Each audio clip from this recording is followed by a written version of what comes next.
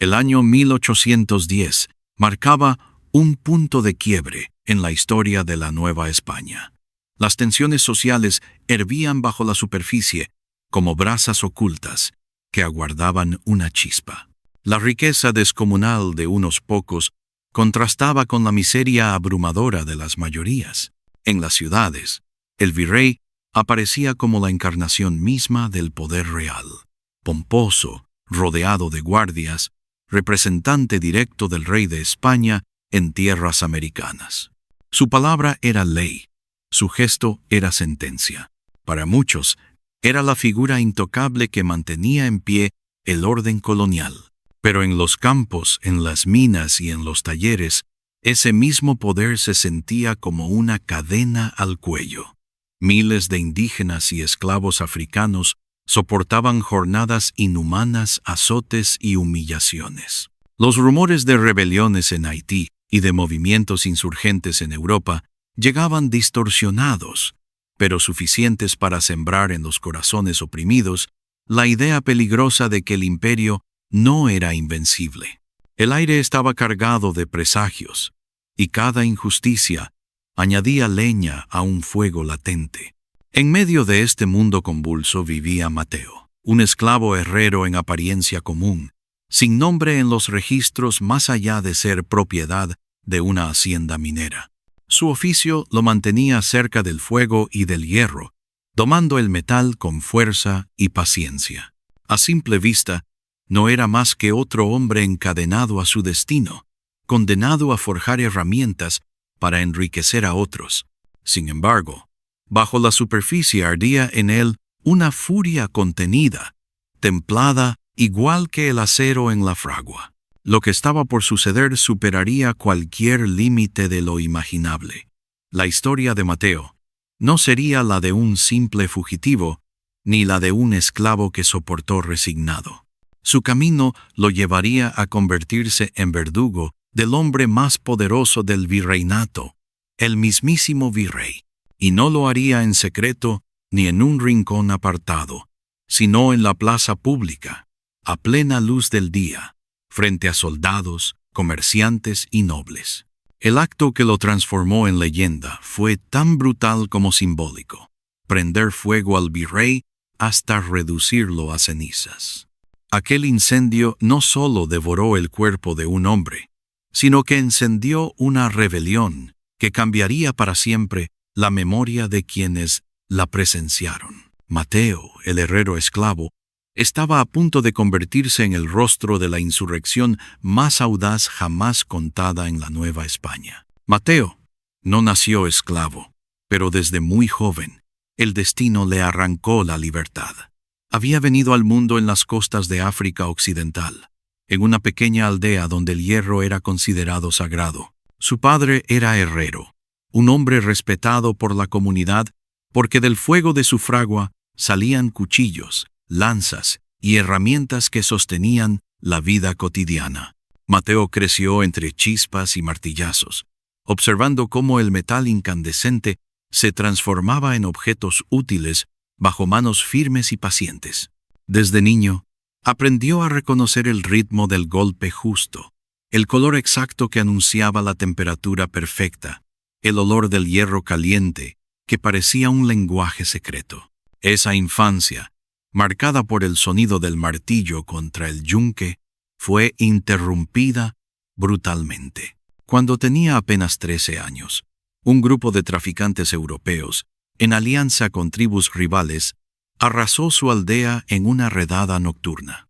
Las chozas ardieron, los gritos se mezclaron con el crepitar de las llamas, y Mateo fue encadenado junto a decenas de jóvenes.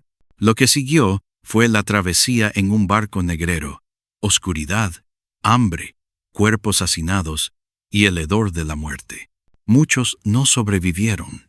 Mateo, endurecido por la rabia y el recuerdo de su padre, resistió. Llegó a Veracruz y fue vendido en subasta como mercancía.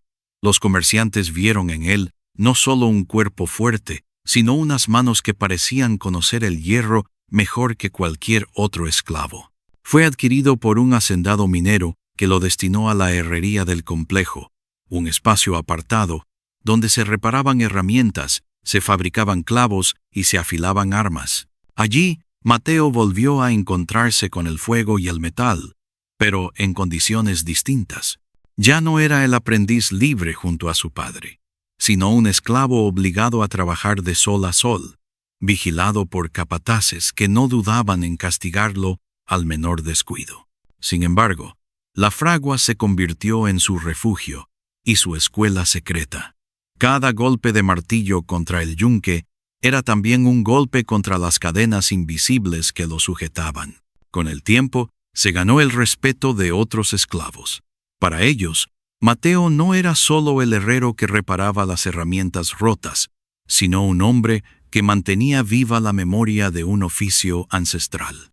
En las noches, alrededor de un fuego tenue, les contaba cómo su padre le había enseñado que el hierro podía ser usado tanto para construir como para destruir.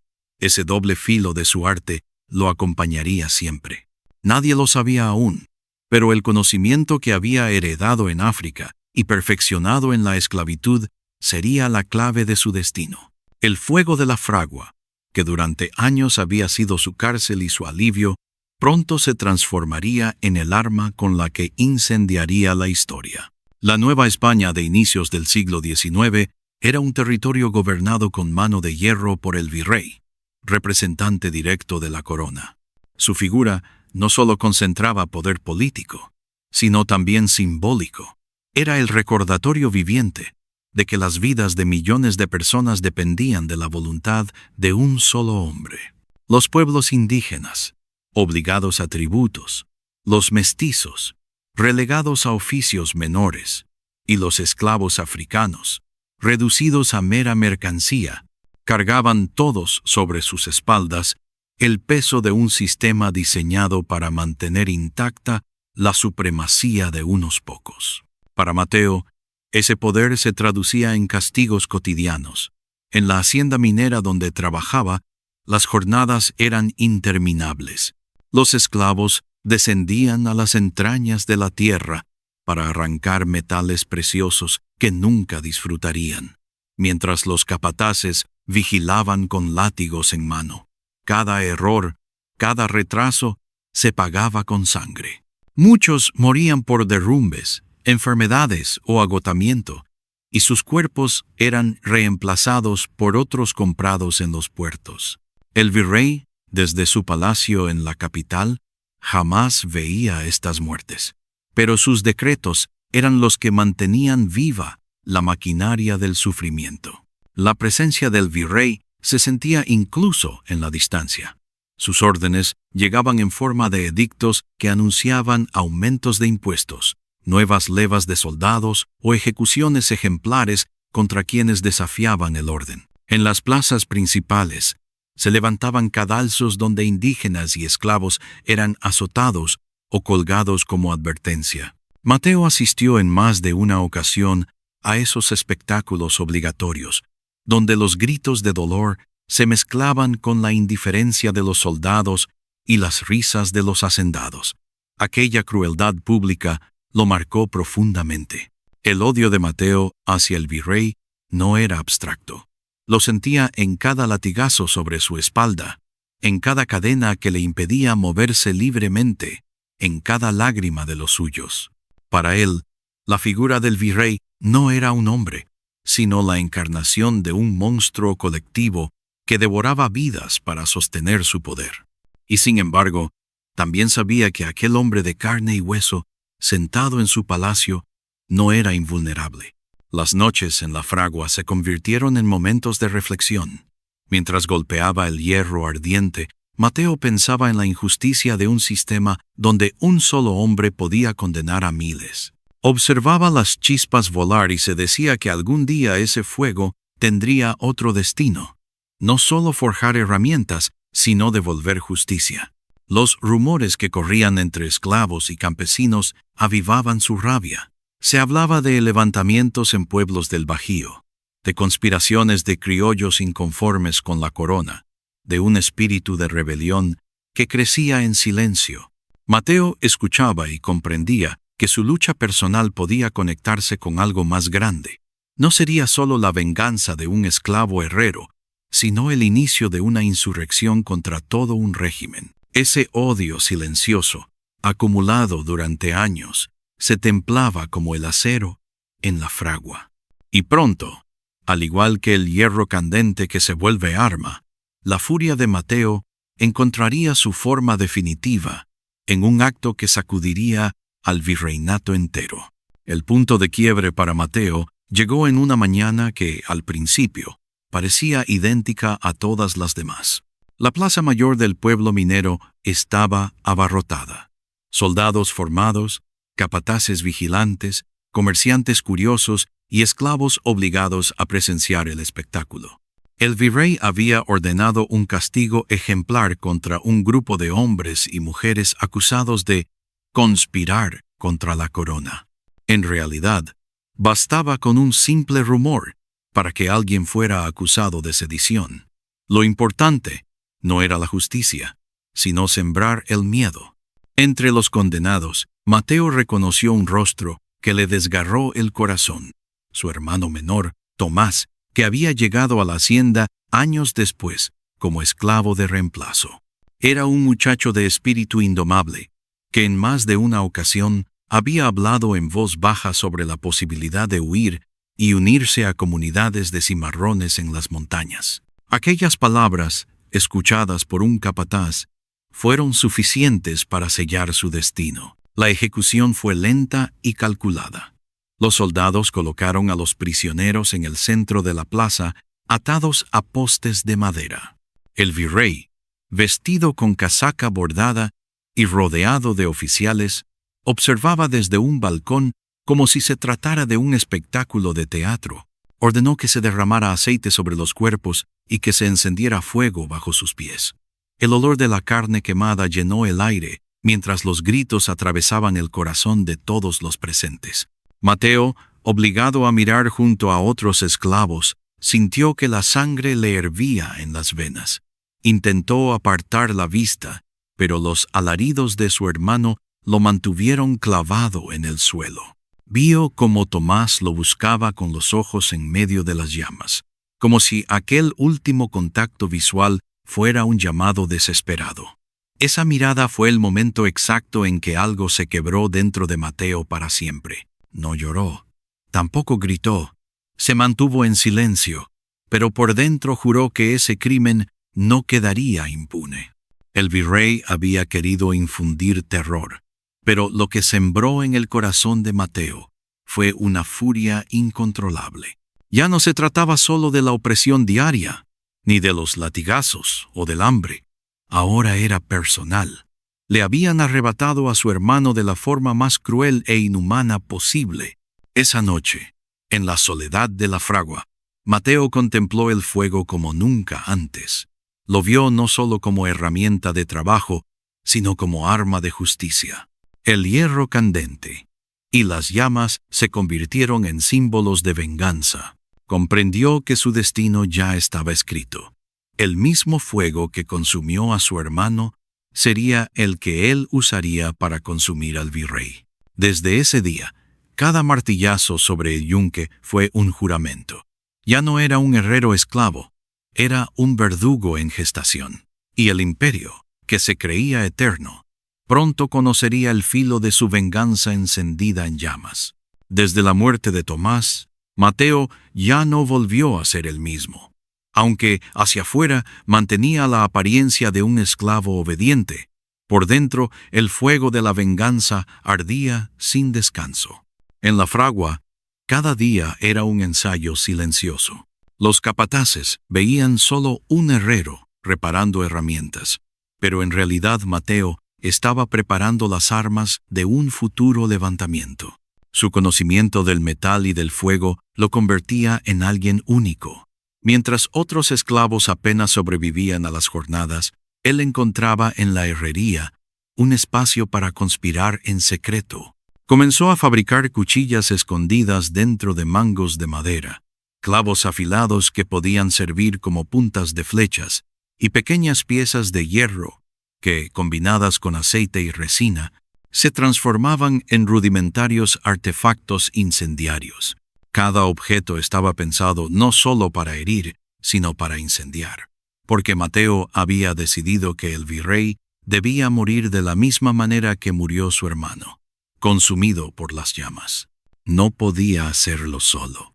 Poco a poco fue reclutando a un círculo de confianza entre los esclavos y algunos mestizos pobres de la villa. No eligió a cualquiera, solo a los que ya habían mostrado rabia contra el sistema y valentía frente a los capataces. En reuniones nocturnas, a escondidas en los barracones o en cuevas cercanas, compartía su plan. No hablaba con discursos largos. Bastaba con mostrarles el filo de una hoja recién forjada o el resplandor de una vasija con aceite ardiente para que comprendieran la magnitud de lo que estaba tramando. El plan era audaz y arriesgado: atacar al virrey durante una celebración pública en la Plaza Mayor. Mateo sabía que, en esos eventos, la arrogancia del poder lo exponía. Allí, rodeado de nobles y soldados, el virrey se mostraba como dueño absoluto del territorio. Pero esa misma ostentación sería su perdición. La multitud, el ruido y la confusión les darían la oportunidad perfecta para actuar. Los preparativos fueron meticulosos. Fabricaron vasijas de barro rellenas con aceite, sebo y azufre, que al romperse se convertirían en llamaradas imparables. Ocultaron cuchillos y machetes entre las herramientas de trabajo. Mateo, por su parte, diseñó una especie de antorcha compacta, forjada con hierro y trapos empapados de combustible, que sería el instrumento principal para encender al virrey. El grupo juró silencio absoluto. Sabían que, si eran descubiertos antes de tiempo, serían torturados y ejecutados sin piedad. Sin embargo, el miedo no los detenía. Cada uno de ellos había perdido a alguien bajo la crueldad del régimen, y la promesa de ver caer al virrey les daba una fuerza que superaba cualquier temor. Mateo no solo buscaba venganza. En sus palabras y en sus gestos había surgido algo más grande: la idea de libertad. A sus compañeros les decía que la muerte del virrey sería la señal de que los esclavos podían levantarse, de que no había poder eterno. Esa mezcla de justicia personal y rebelión colectiva convertía su plan en una chispa capaz de encender un incendio en todo el virreinato. Así, entre el silencio de la noche y el eco metálico de la fragua, se selló el destino del hombre más poderoso de la Nueva España. Mateo, el herrero esclavo, ya había forjado no solo armas, sino la certeza de que el fuego estaba a punto de cambiar la historia. Llegó el día señalado, el 16 de septiembre de 1810, fecha en la que el virrey organizó una celebración para reafirmar la lealtad a la corona. La Plaza Mayor estaba abarrotada desde temprano. Carretas llenas de mercancías, puestos de comida, soldados armados, familias acomodadas vestidas con sus mejores trajes y, en los bordes, cientos de esclavos y campesinos obligados a asistir como público. Para el virrey, aquellos eventos eran una demostración de poder, un recordatorio de que él era la autoridad suprema. La atmósfera estaba cargada de colores, música y aromas de vino y especias. Pero bajo esa fachada festiva latía la tensión. Mateo, oculto entre los trabajadores que encendían antorchas y acomodaban bancas, sentía que cada latido de su corazón era un martillazo contra el yunque. Llevaba bajo su túnica la antorcha forjada en secreto, envuelta en trapos empapados de aceite y azufre. A su alrededor, sus cómplices se mezclaban entre la multitud, cada uno con vasijas incendiarias ocultas bajo mantos o canastos. El virrey apareció al mediodía en su carruaje, vestido con casaca bordada en oro, acompañado de oficiales, que sonreían y saludaban con arrogancia. La multitud aplaudía, algunos por miedo, otros por costumbre. Los esclavos, en cambio, guardaban silencio, con los ojos clavados en aquella figura que representaba siglos de opresión. Mateo lo observó desde la distancia y sintió cómo el recuerdo de su hermano envuelto en llamas lo impulsaba hacia adelante. El evento avanzaba con discursos, brindis y música. Soldados vigilaban cada rincón, pero la confianza del poder hacía que nadie sospechara de los trabajadores comunes. Mateo aguardó el momento perfecto. Cuando el virrey descendió del carruaje para caminar hacia el estrado central, rodeado de una escolta reducida, los cómplices de Mateo comenzaron a moverse. Uno derramó aceite en un punto clave del pasillo. Otro encendió discretamente una mecha en una vasija de barro.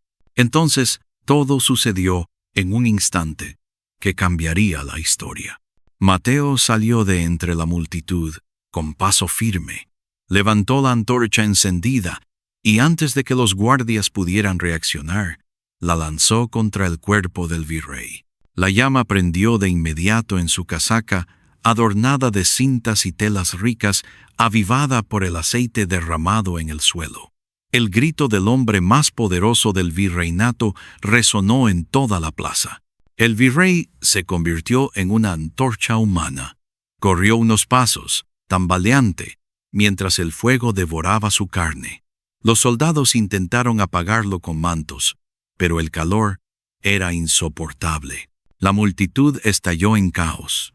Algunos huían despavoridos, otros gritaban horrorizados, y entre los esclavos se escuchó un rugido de júbilo reprimido durante siglos. Mateo, lejos de huir, alzó la voz con una fuerza que parecía venir de las entrañas de la tierra. Así arde la tiranía, así caerán todos los que nos oprimen. Sus cómplices aprovecharon el caos para lanzar las vasijas incendiarias contra los estandartes y carros. El fuego se propagó con rapidez, llenando la plaza de humo y confusión. Los soldados, desorientados, disparaban al aire sin saber a quién atacar. En medio de la confusión, Mateo desapareció entre los pasillos estrechos que rodeaban la plaza, guiado por un grupo de esclavos que lo protegieron como si ya fuera un líder indiscutible. No fue una fuga cobarde, sino estratégica. Sabía que aquel acto no debía terminar con su muerte inmediata, sino que debía convertirse en el inicio de algo mayor. El virrey, reducido a cenizas frente a su propio pueblo, dejó de ser un símbolo de poder para convertirse en un cadáver carbonizado que nadie olvidaría jamás. Esa imagen, más poderosa que cualquier discurso, corrió de boca en cuestión de horas. En las haciendas, en los caminos, en los pueblos cercanos, todos repetían la misma frase con asombro y temor. Un esclavo quemó vivo al virrey. La chispa estaba encendida, y nada en la Nueva España volvería a ser igual. La muerte del virrey en la plaza no fue solo un crimen atroz, fue un terremoto político y social. Lo que las autoridades quisieron presentar como un acto de barbarie aislado, pronto se transformó en un grito de esperanza para los oprimidos. La noticia corrió como un relámpago por los caminos polvorientos, desde los mercados hasta las haciendas más remotas. No importaba si el relato era exacto o exagerado. En cada repetición, Mateo se convertía más en símbolo que en hombre. Un herrero esclavo quemó vivo al virrey. La frase se repetía en susurros en los barracones, en los rezos clandestinos de los indígenas, en los patios de las minas donde los capataces intentaban sofocar el murmullo. Para muchos, era la prueba de que el poder colonial no era indestructible, que la figura más intocable podía caer de la manera más humillante. En los días siguientes, estallaron motines espontáneos en varias haciendas. Esclavos aprovecharon la confusión para atacar a capataces, incendiar almacenes y escapar hacia las sierras. Indígenas que llevaban años soportando abusos de encomenderos se armaron con machetes y palos, inspirados por el ejemplo del herrero. Incluso algunos mestizos pobres, cansados de pagar impuestos abusivos, comenzaron a unirse a las revueltas. Mateo, mientras tanto, no desapareció en el anonimato. Reapareció en los alrededores de la sierra con un grupo de fieles que lo habían acompañado desde el inicio. Allí, En cuevas y refugios improvisados, comenzaron a organizarse como un ejército incipiente. No era un grupo de bandidos, sino una comunidad en armas, unida por la certeza de que habían abierto un camino sin retorno. Lo sorprendente era la rapidez con que su figura adquiría prestigio. Los esclavos lo llamaban el herrero del fuego. Los indígenas lo veían como una especie de enviado de los dioses que castigaba a los tiranos, y hasta los criollos insurgentes que conspiraban contra la corona empezaron a mencionarlo en secreto como un aliado inesperado. Cada historia sobre él añadía un matiz nuevo. Algunos juraban que sus manos eran invulnerables al fuego, otros que podía transformar cualquier pedazo de hierro en arma letal. Pero Mateo no alimentaba esas fantasías. En sus reuniones hablaba con palabras simples y claras. Lo que le hicimos al virrey, podemos hacerlo con cualquiera que nos oprima. La libertad no se pide, se arranca con las manos. Ese discurso, cargado de rabia y verdad, electrizaba a quienes lo escuchaban. Por primera vez, los esclavos no se veían como víctimas sin salida, sino como protagonistas de su propio destino. La rebelión ya no era solo un acto de venganza personal, era el inicio de una guerra social que amenazaba con expandirse por todo el virreinato. Y en el centro de ese huracán estaba Mateo, el herrero que había convertido el fuego de la fragua en el fuego de la libertad. La sierra se convirtió en el nuevo hogar de Mateo y de los que lo siguieron. Tras la ejecución del virrey, la persecución colonial era inminente. Pero la montaña ofrecía lo que la ciudad negaba: libertad y abrigo. Allí, entre barrancos, cuevas y espesos bosques, levantaron el primer campamento rebelde. No era un lugar de lujo ni de comodidad. Era un refugio rudimentario donde cada día se luchaba por sobrevivir. Pero para quienes habían vivido bajo el látigo, aquellas chozas improvisadas significaban más que un palacio. Eran símbolo de autonomía. Mateo, gracias a su oficio de herrero, se convirtió en el centro del asentamiento. Con piedras y barro, levantó una fragua primitiva y allí volvió a encender el fuego que lo había acompañado desde la infancia. No era el mismo fuego de la hacienda, vigilado por capataces, sino un fuego libre que ahora se dedicaba a forjar armas. Con herraduras rotas fabricaba cuchillos, con trozos de hierro viejo, lanzas y puntas de flecha. Incluso convirtió cadenas oxidadas en machetes que pasaban de mano en mano como emblemas de resistencia. El refugio pronto dejó de ser solo un escondite. Se transformó en una comunidad organizada. Los hombres más fuertes entrenaban con las armas improvisadas, practicando emboscadas y ataques rápidos. Las mujeres, lejos de ser espectadoras, tenían un papel crucial. Algunas combatían junto a los hombres, otras fabricaban flechas, curaban heridos o cultivaban pequeños huertos ocultos.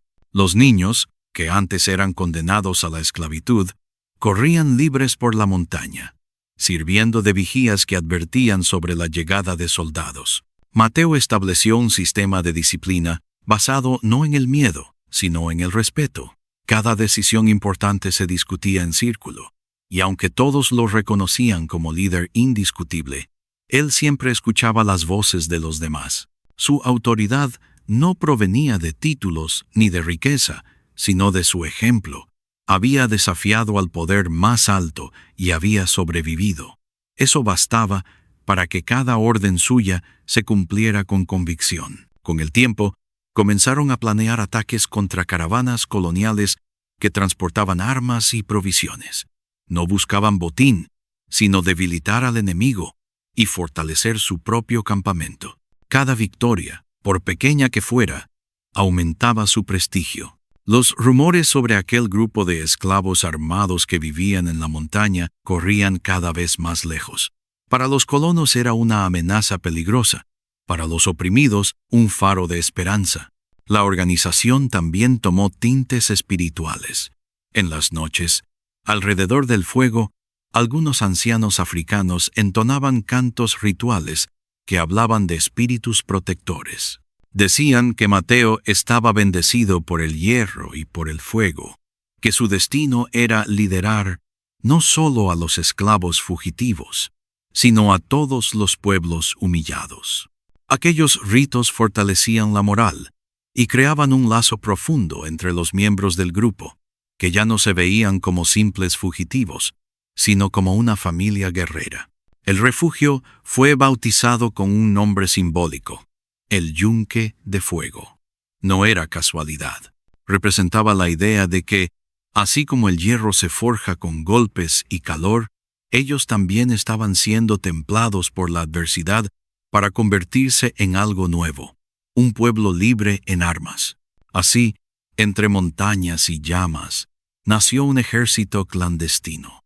No era grande ni contaba con mosquetes modernos, pero poseía algo que el imperio jamás podría fabricar: la convicción de que su causa era justa. Bajo el liderazgo de Mateo, aquel herrero esclavo que convirtió el fuego en rebelión, el Yunque de Fuego estaba listo para desafiar de nuevo a la corona. La corona no tardó en reaccionar ante la afrenta más grave que había sufrido en décadas. La muerte del virrey no podía quedar impune. Desde la capital se enviaron órdenes urgentes a todas las guarniciones: capturar vivo o muerto al esclavo herrero llamado Mateo. El virreinato entero se sacudió con decretos, recompensas y amenazas. Cualquier poblador que ayudara a los rebeldes sería ejecutado. Cualquier esclavo que los imitara sería castigado con la horca. Pronto, columnas de soldados comenzaron a internarse en las montañas. Eran tropas armadas con mosquetes, cañones portátiles y caballos. Con ellos viajaban perros rastreadores y guías indígenas obligados a servir al ejército. El objetivo era claro: arrasar el refugio de el Yunque de Fuego y borrar hasta la última huella de insurrección. Pero la montaña no se entregó fácilmente. Mateo y los suyos conocían cada sendero, cada cueva y cada arroyo oculto. Usaban el terreno a su favor, atacando de noche y desapareciendo al amanecer. Colocaban trampas con estacas afiladas, encendían fuegos falsos para confundir al enemigo y tendían emboscadas en barrancos estrechos. Aunque carecían de armas modernas, compensaban con astucia y valor. Los primeros enfrentamientos sorprendieron a los soldados. Esperaban una turba desorganizada y encontraron un grupo disciplinado que combatía como un verdadero ejército de guerrilleros. En una emboscada, Mateo lideró a una decena de hombres que incendiaron un convoy de provisiones, obligando a los soldados a retirarse con bajas significativas. En otra ocasión, lanzaron piedras y flechas envenenadas desde lo alto de un acantilado, sembrando el pánico en la tropa. La leyenda del herrero crecía aún más. Los soldados que sobrevivían hablaban de él como de un demonio del fuego. Decían que su silueta aparecía iluminada por las llamas, que sus manos brillaban al rojo vivo como si fueran de hierro incandescente.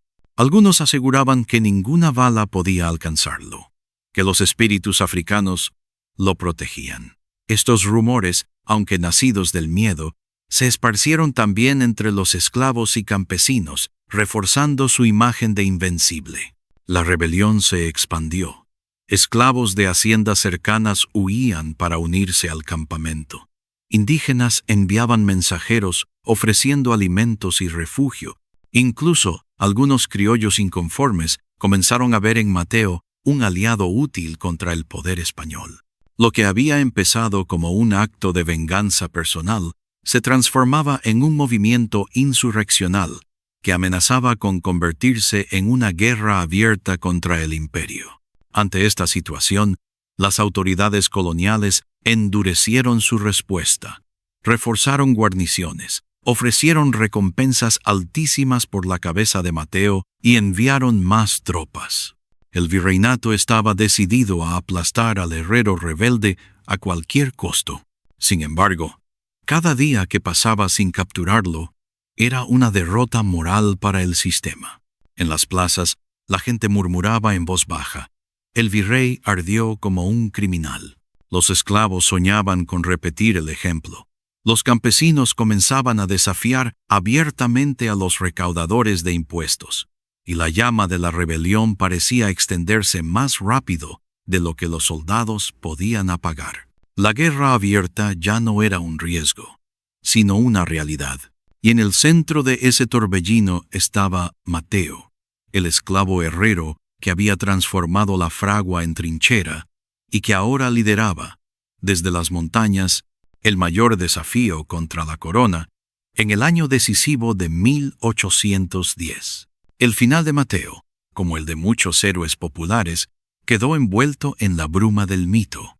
Los archivos coloniales aseguran que murió en combate, rodeado por tropas que finalmente lograron localizar el campamento del Yunque de Fuego.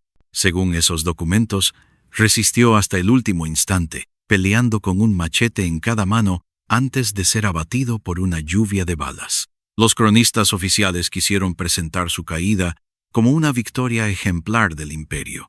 Sin embargo, en la memoria del pueblo, circularon versiones muy distintas. Algunos decían que Mateo nunca fue capturado, que se arrojó voluntariamente a una hoguera para no entregarse vivo, convirtiéndose en llama pura. Otros aseguraban que escapó entre la niebla de la montaña, protegido por los espíritus de sus ancestros, y que siguió apareciendo en batallas posteriores, liderando a rebeldes invisibles. Para los esclavos e indígenas, esas historias no eran exageraciones, sino verdades más profundas que los informes de los burócratas. Lo cierto es que, con su acto, Mateo dejó de ser un hombre para convertirse en símbolo. El herrero esclavo que había osado quemar vivo al virrey se convirtió en referente de coraje y resistencia. Su figura alimentó canciones, relatos orales y corridos que se transmitieron de generación en generación. Alrededor de las fogatas, los abuelos contaban cómo un solo hombre, armado con fuego y convicción, había desafiado al imperio más poderoso del mundo. Décadas después, cuando estallaron las guerras de independencia en la Nueva España, muchos insurgentes evocaban el nombre de Mateo. Veían en él un precursor, un ejemplo de que la tiranía podía arder y que la libertad valía cualquier sacrificio. Aunque su historia rara vez apareció en los libros oficiales, permaneció viva en la tradición popular, en las voces de quienes nunca dejaron de soñar con justicia. Hoy, su legado sigue resonando. Mateo no fue un héroe coronado por nobles ni un general con medallas, sino un esclavo que usó el único recurso que tenía a mano, el fuego de su fragua convertido en arma de rebelión. Su mensaje fue claro y eterno. La libertad no se implora, se conquista. Y aunque su cuerpo desapareció en las montañas, su llama nunca se apagó. Mateo, el herrero esclavo, murió como vivió, forjando fuego, y en ese fuego ardió no solo un virrey, sino la ilusión de un imperio eterno. Lo que quedó en pie fue algo mucho más fuerte, la certeza de que incluso el más humilde puede incendiar la historia.